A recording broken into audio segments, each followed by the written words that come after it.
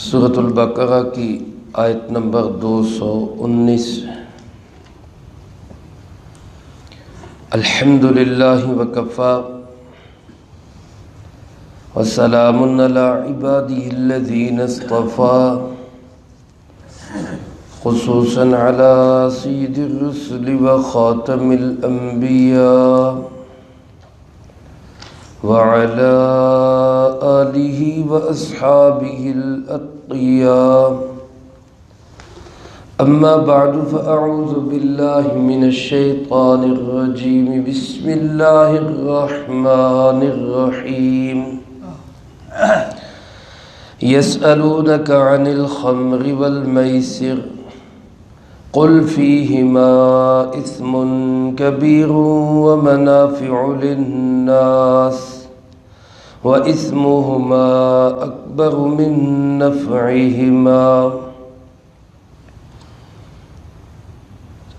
يَسْأَلُونَكَ عَنِ الْخَمْرِ وَالْمَيْسِرِ، یہ لوگ پوچھتے ہیں آپ سے شراب اور جوئے کے بارے میں۔ قُلْ فِيهِمَا اِثْمٌ كَبِيرٌ، آپ فرما دیجئے کہ ان دونوں چیزوں میں بہت بڑا گناہ ہے۔ وَمَنَافِعُ لِلنَّاسِ، اور بظاہر لوگوں کے لیے کچھ نفع بھی ہیں۔ وَإِثْمُهُمَا أَكْبَرُ مِن نَفْعِهِمَا، لیکن ان کا گناہ ان کے نفعوں سے زیادہ بڑا ہے۔ سلسلہ چل رہا ہے حضرات صحابہ اکرام رضی اللہ تعالیٰ مجمعین کے طرف سے آنے والے سوالات اور اللہ رب العالمین کی طرف سے ان کے جوابات کا۔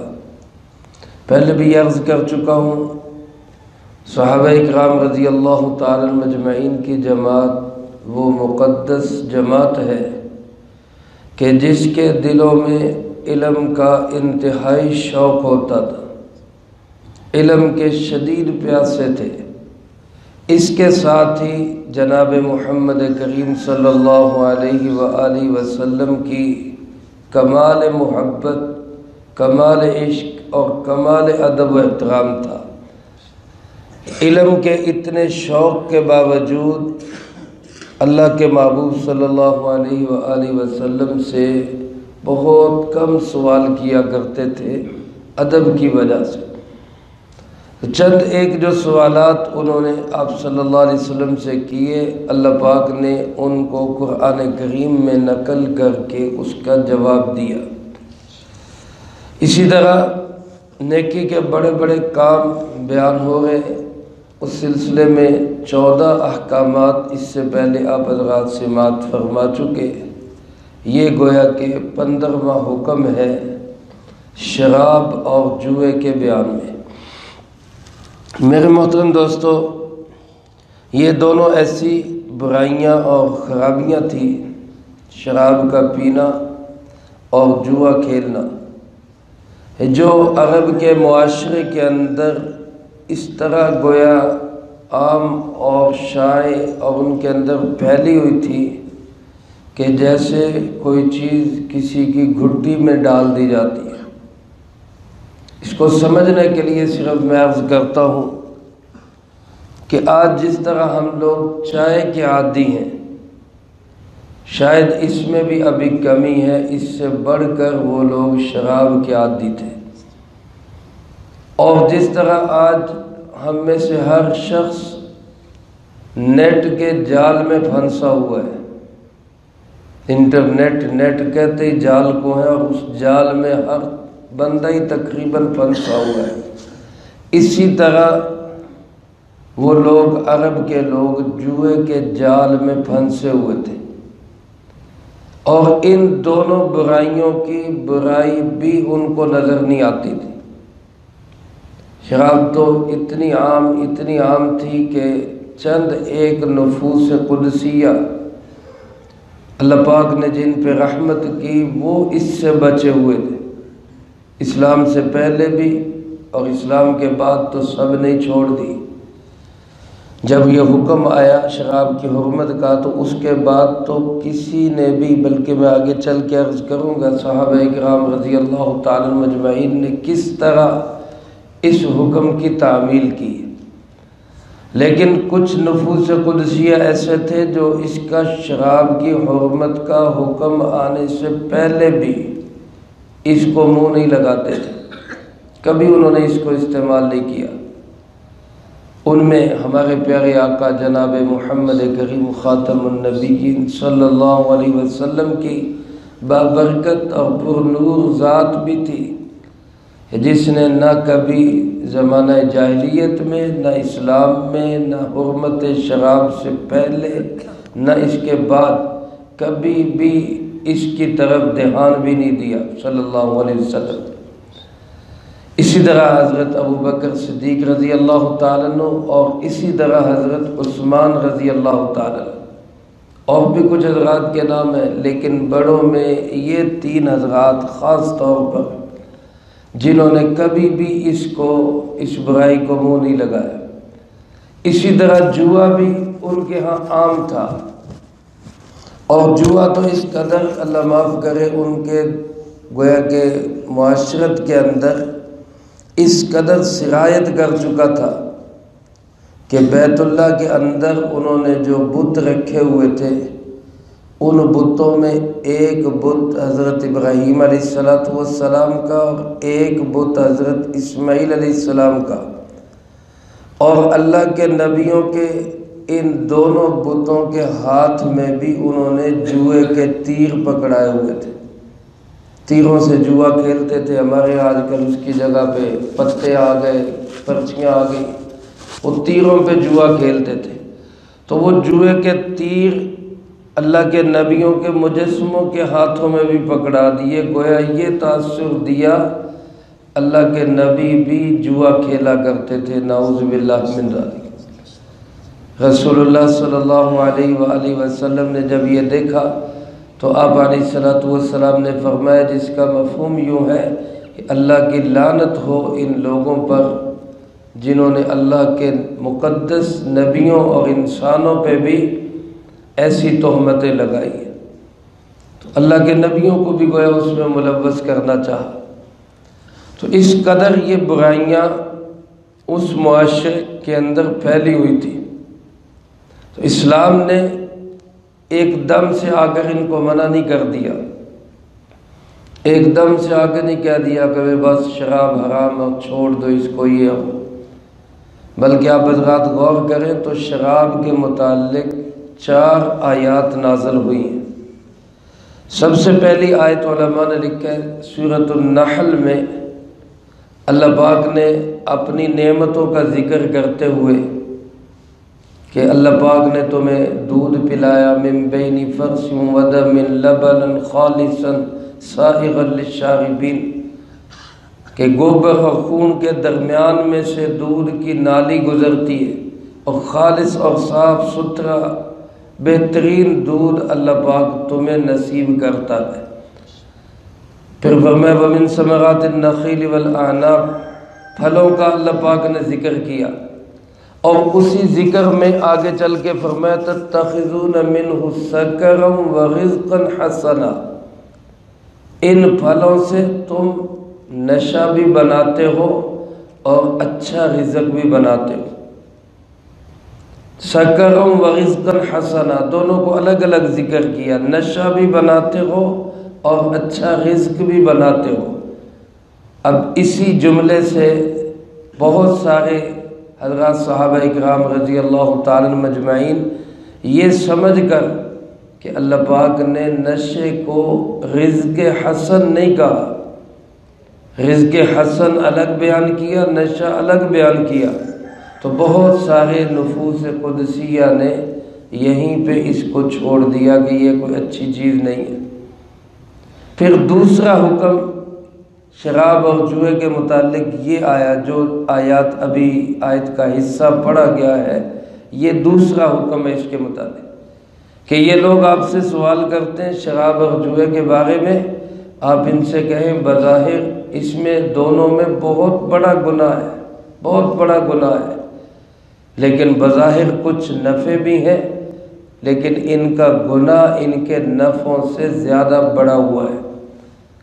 ابھی بھی شراب کے متعلق یہ نہیں کہا گیا کہ اس کو چھوڑ دو، بس یوں سمجھیں کہ مشورہ دیا گیا کہ ٹھیک ہے نفع بھی ہیں لیکن گناہ زیادہ ہے۔ جس چیز کے اندر بظاہر نفع بھی نظر آ رہا ہو لیکن اس کا گناہ زیادہ ہو تو ایک ایمان والے کا کام یہ ہے کہ گناہ سے بچ جائے۔ لیکن پھر بھی چونکہ ایک عادت بنی ہوئی تھی، ابھی بھی بہت سارے لوگ اس کو پیتے تھے۔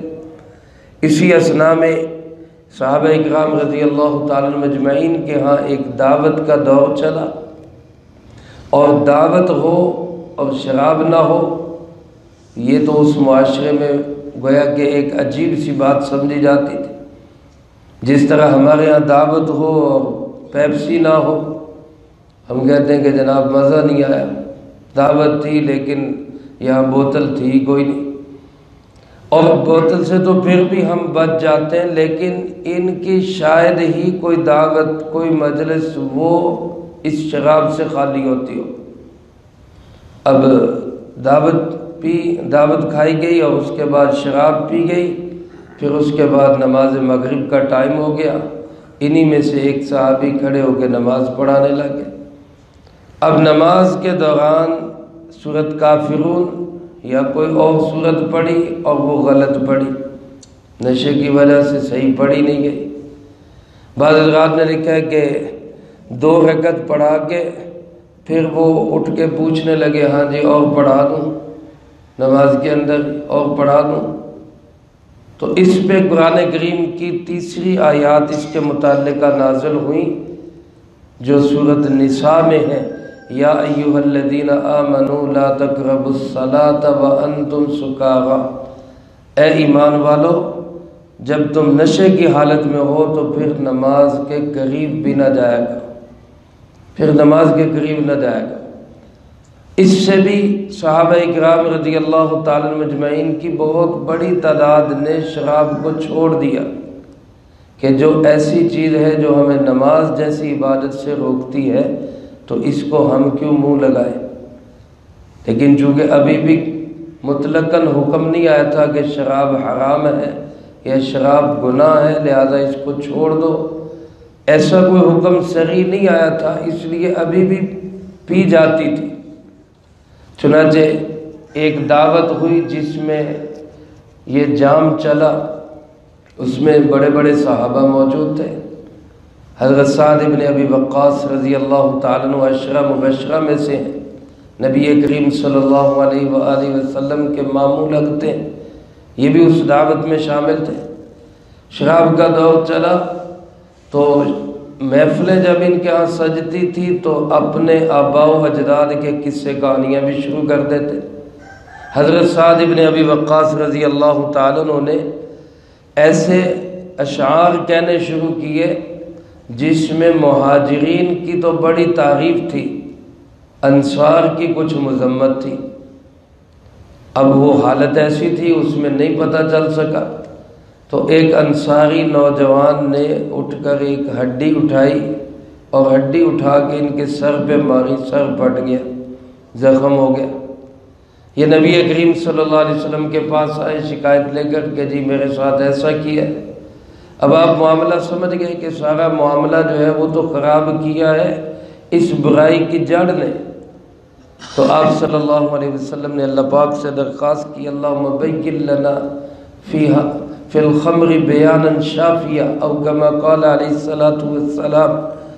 مفہوم اس کا یہ ہے کہ آپ نے اللہ پاک سے دعا کی کہ یا اللہ شراب کے متعلق کوئی واضح حکم ہمیں نصیب فرما دے، بالکل ٹھوس اور ایسا حکم ہو کہ اس کے بعد پھر کوئی ہاتھ نہ لگائے۔ چنانچہ اس کے بعد شراب کے متعلق 4 آیات جو سورۃ المائدہ کے اندر ہے، اللہ پاک نے وہ نازل فرمائی کہ انما الخمر والمیسر والانصاب والازلام رجس من الشیطان فاجتنبوہ، کہ یہ شراب، جوا، پرچیاں، فالیں یہ سب شیطانی چیزیں ہیں، ان سے بچو۔ یہ جب حکم نازل ہوا تو گویا کہ شراب بالکل حرام قرار دے دی گئی۔ اس کے بعد آپ حضرات اندازہ کر سکتے ہیں دنیا اس کی مثال پیش کرنے سے قاصر ہے۔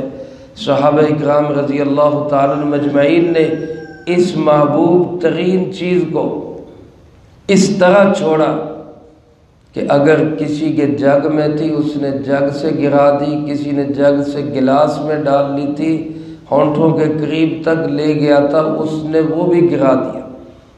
اور صحابہ اکرام رضی اللہ تعالیٰ عنہ مجمعین نے اس طرح اپنے گھروں سے شراب کو نکال دیا اور پھینک دیا کہ گلیوں میں اس دن شراب اس طرح بہہ رہی تھی جس طرح بارش کا پانی بہتا ہے۔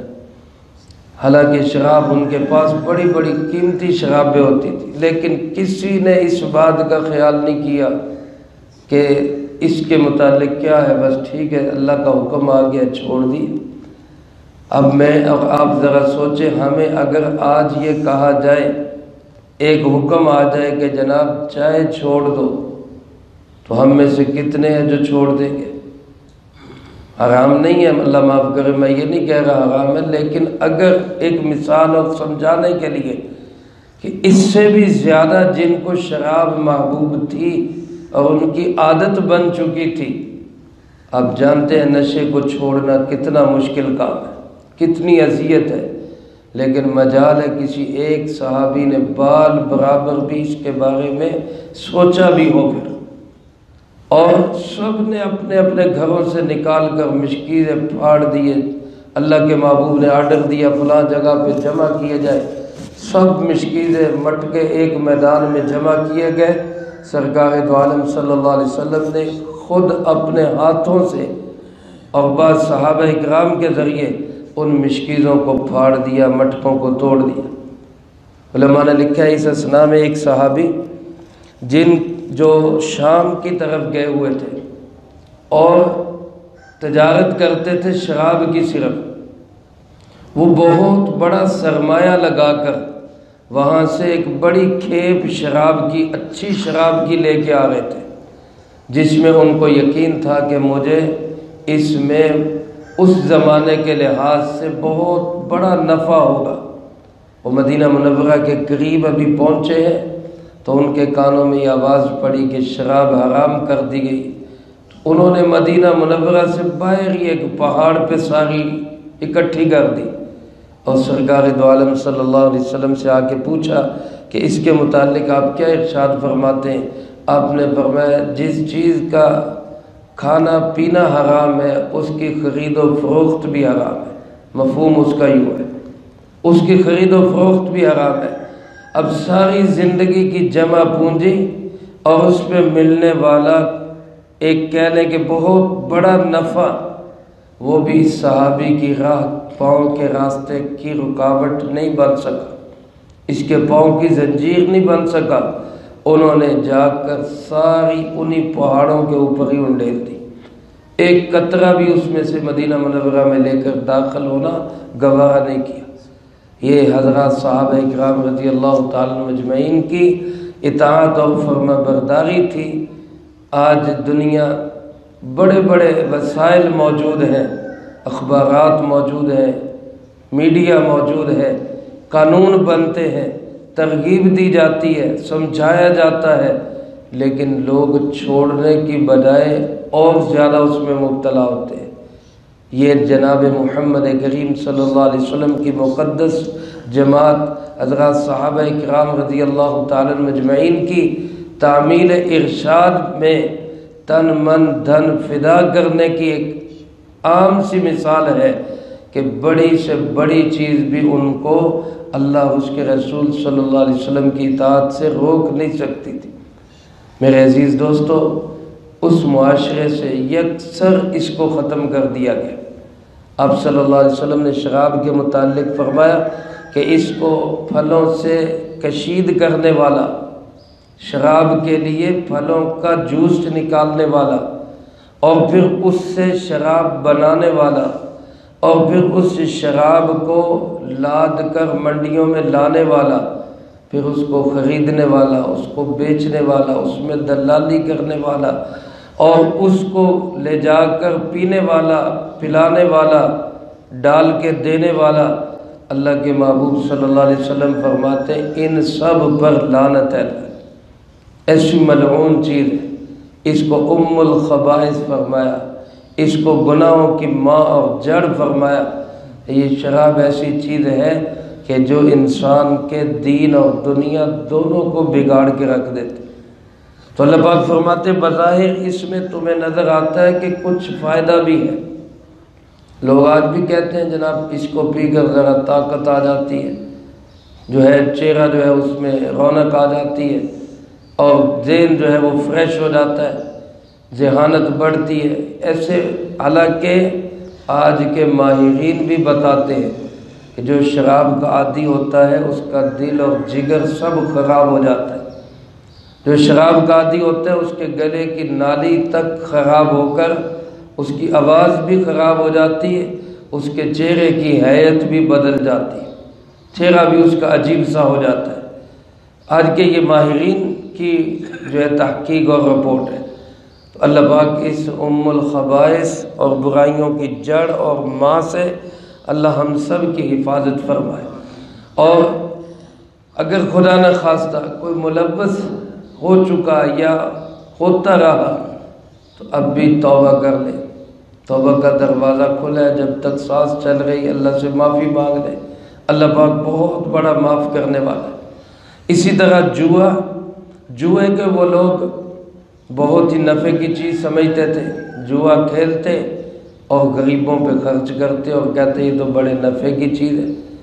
تو یہ ایک ایسی معاشرتی برائی ہے۔ جوئے کو اللہ پاک نے یہاں فرمایا میسر کا معنی سہولت اور آسانی، یعنی جو مال سہولت اور آسانی سے حاصل ہو وہ سمجھو کہ وہ جوا ہے۔ آج کل نیٹ کے اوپر اور اس کے علاوہ بہت ساری لوگ سکیمیں چلاتے ہیں، گھر بیٹھے اتنا کمائے، بغیر محنت کے اتنا کمائے۔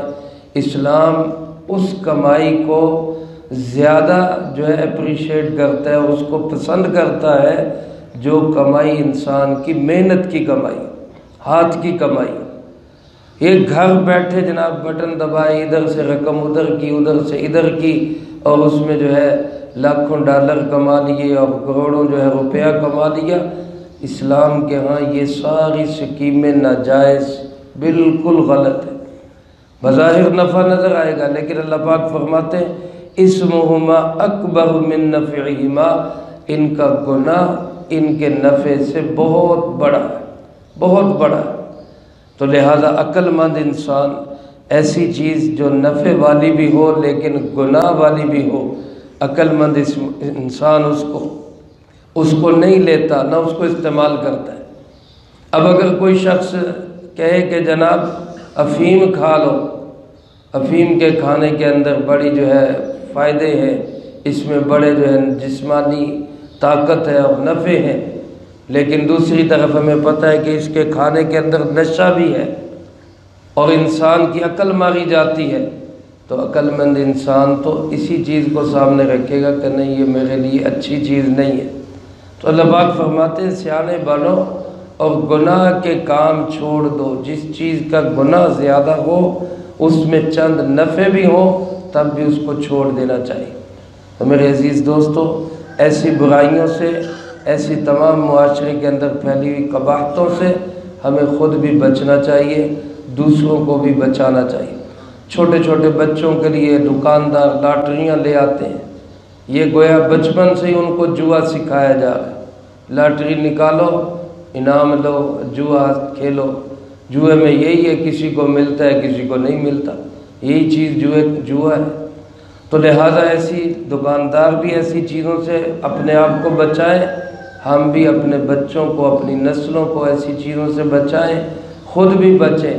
تھوڑا کما لیں، تھوڑا کھا لیں، حلال کمائیں، حلال کھائیں۔ اللہ مجھے آپ کو سب کو اس کی توفیق نصیب فرمائے، جو کہا سنا اس کو زندگی میں لا کے دوسروں تک پہنچانے کی توفیق عطا۔ گیمیں اگر جو ہے نا وہ مقابلے کے ساتھ کھیلی جائے، ویسے تو گیمیں کھیلنا دکانوں کے اوپر ٹائم ضائع کرنے والی بات ہے، فضول کھیل میں وقت ضائع ہوتا ہے، نوجوان بالکل اپنے نہ نماز کی فکر نہ کام کی فکر، والدین بھی پریشان ہیں، بچوں کو اسکول بھیجتے ہیں وہ گیموں پہ جا کے کھڑے، ویسے بھی فضول ہے، لیکن اگر اس میں شرط وغیرہ لگائی جائے، مقابلہ بازی کی جائے تو پھر وہ بھی جوئے کے اندر داخل ہوگی اور وہ بھی جائز نہیں ہوگا۔ اللہم انت السلام ومنک السلام تبارکت ربنا وتعالیت یا ذا الجلال والاکرام۔ اللہم اعنا علی ذکرک وشکرک وحسن عبادتک۔ اللہم احسن عاقبتنا فی الامور کلها واجرنا من خزي الدنيا وعذاب الآخرة۔ اللهم باقية كباقية الوليد، اللهم استر عوراتنا وآمن روعاتنا، اللهم إنا نجعلك في نحورهم ونعوذ بك من شرورهم، اللهم اكفنا بحلالك عن حرامك وأغننا بفضلك عمن سواك، اللهم اكفنا كل مهم من حيث شئت ومن أين شئت، رب اغفر وارحم وأنت خير الراحمين، رب ارحمهما كما